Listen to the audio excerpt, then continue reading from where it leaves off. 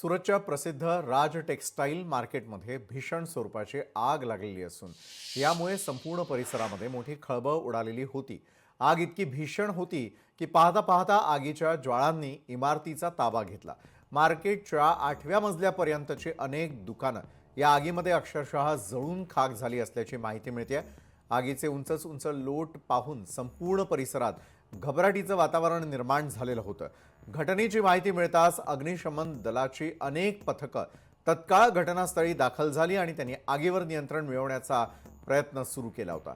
सुदैवाने ही घटना घडली तेव्हा मार्केटमध्ये गर्दी कमी होती आणि त्यामुळे जीवितहानी टळली असल्याची प्राथमिक माहिती आहे। मात्र कोट्यवधी रुपयांच्या मालमत्तेचं नुकसान झालं असण्याची भीती व्यक्त केली जाते। लोकशाही मराठी ऐका, पहा, जागरूक रहा।